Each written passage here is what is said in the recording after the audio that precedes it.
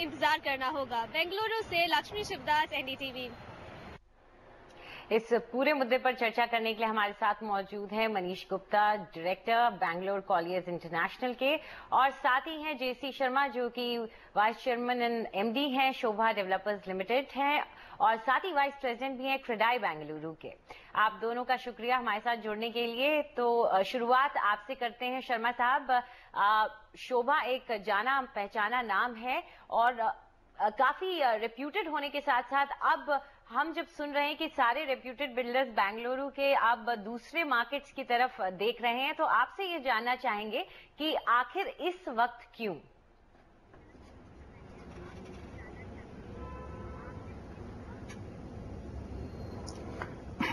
जहां तक शोभा का सवाल है, हमने तो 2006 से ही बेंगलोर के बाहर अपने कदम उठा लिए थे।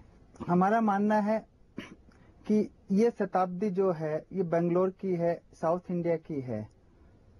हमारा यह भी मानना है कि जिस तरीके से बेंगलोर के डेवलपर्स ने रेस्पॉन्सिबली पिछले 2 डिकेड्स के अंदर में अपनी जिम्मेदारी निभाई है और जिस तरह से जो बेंगलोर की ग्रोथ हुई है, उसमें एक अच्छे घर अच्छी कीमत के अंदर में समय पे देने का जो प्रयास किया है, उस वजह से उनमें एक विश्वास जगा है कि आज वो जो चीज बेंगलोर में दे रहे हैं और जो गैप उन्हें क्रेडिबिलिटी का बेंगलोर के बाहर वाले डेवलपर्स में दिखाई दे रहा है, उसका लाभ उठाने के लिए वो उन्होंने जो निर्णय लिया है कि बेंगलोर से बाहर पहले साउथ की सिटीज में और फिर कुछ वेस्ट या कुछ नॉर्थ की सिटीज में जाएं, यह उनके लिए जो एक सराहनीय कदम है और इससे हिंदुस्तान के जो कस्टमर्स को अच्छे घर अच्छी कीमत के अंदर में सही समय पे मिल पाएंगे, ऐसा हमारा विश्वास है।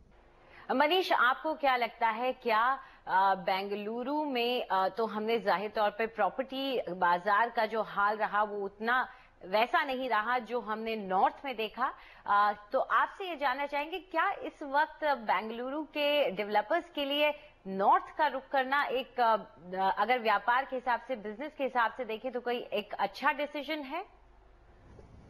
बेशक अच्छा डिसीजन है और मेरे ख्याल से एक अनिवार्य डिसीजन भी है। 2 पहलू हैं इसमें।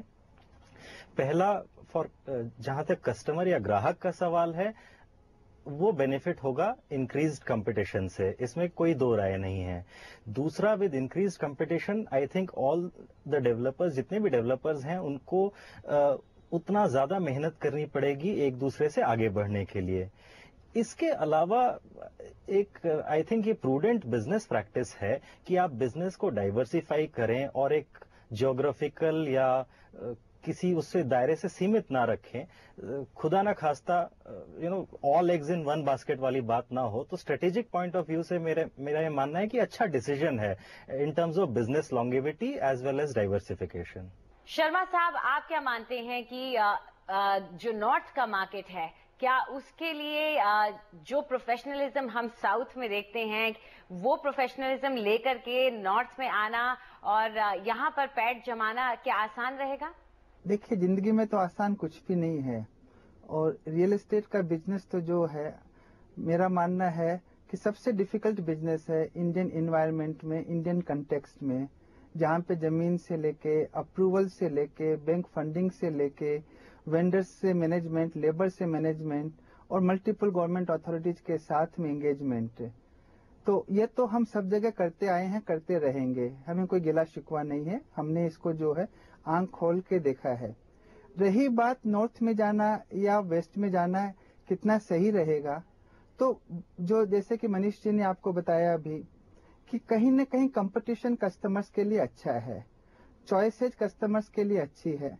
तो एक अच्छा टेस्ट अगर कस्टमर्स को मिलता है और उनको लगता है कि आज जो प्रोजेक्ट्स जो बेंगलोर के डेवलपर्स सही समय पे अच्छी क्वालिटी का सही कीमत पे अगर दे पाते हैं, डॉक्यूमेंट सही करते हैं, तो ये एक अच्छी खबर है जिसका हम सबको जो स्वागत करना चाहिए।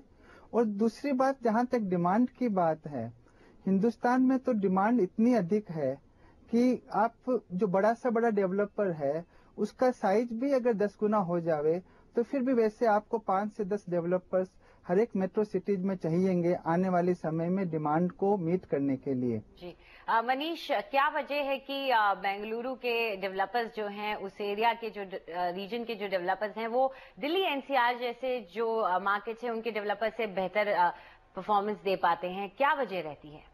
प्रोफेशनलिज्म आई थिंक बैंगलोर के डेवलपर्स में बेहतर है। सबसे ज्यादा लिस्टेड डेवलपर्स, अगर मैं गलत नहीं हूं तो बैंगलोर से बिलोंग करते हैं, which opens them to public scrutiny. उनके हर स्टेप को स्क्रूटिनाइज किया जाता है, एनालाइज किया जाता है, क्रिटिकली रिव्यू किया जाता है, तो दैट वो उनको प्रॉम्प्ट करता है कि वो नेगेटिव साइड में ना जाएं। इसके अलावा बैंगलोर एक बहुत ज्यादा आईटी एनेबल्ड सिटी है। कस्टमर्स के ग्रुप बन जाते हैं। शर्मा जी बेहतर बता पाएंगे कि जरा सी एक कोई कमी किसी अपार्टमेंट में रह गई हो, अगर वो 1000 अपार्टमेंट का कॉम्प्लेक्स है तो वो 1000 कंप्लेंट्स में तब्दील हो जाती है, बिकॉज सारे कस्टमर्स किसी ग्रुप के तहत एक मिले हुए हैं। तो इस कारण से डेवलपर्स को और सतर्क रहना पड़ता है कि वो 1 लाख चीजों में एक गलती भी ना हो। मतलब तो आई थिंक प्रोफेशनलिज्म बहुत बहुत आगे पहुंच चुका है बैंगलोर में बनिस्बत अन्य शहरों के। जी शर्मा जी, दिल्ली एनसीआर के मार्केट में या फिर वेस्ट के मार्केट में आप देख लीजिए, एमएमआर का मार्केट हो, यहाँ पर ब्रेक इन करना, यहाँ के लोगों को अपनी पहचान से लोगों को वाकिफ कराना और उन्हें बताना कि हमारे प्रोजेक्ट में पैसा लगाएं, ये कितना मुश्किल रहता है साउथ के बिल्डर्स के लिए? देखिए, हम और आप सब जानते हैं कि हिंदुस्तान में जो है कस्टमर्स आमतौर से डेवलपर से खुश नहीं है। कुछ भी वजह हो सकती है, चाहे कस्टमर्स का सोचने का समझने का पैमाना डिफरेंट हो सकता है डेवलपर्स के एंगल से, या डेवलपर्स की तरफ से भूल हो सकती है। उसमें न जाते हुए भी मेरा जो कहना है कि जब एक ऐसी स्थिति बाजार में है और पूरे हिंदुस्तान में है, जबकि नॉर्मली जिस भी कस्टमर ने घर खरीदा उसके बाद में क्योंकि उसका प्रॉपर्टी अप्रिशिएट हुई, उसको धन्यवाद देने की जगह वो उसके साथ में अगर खुश नहीं रह पाता है, तो कहीं ना कहीं हमें इम्प्रूव करना है। और उस इम्प्रूवमेंट के अंदर में क्योंकि हमने बेंगलोर के डेवलपर्स के रूप में कस्टमर्स के साथ जिस तरह से एक इंटरेक्शन किया, जिस तरह से हमने हमारे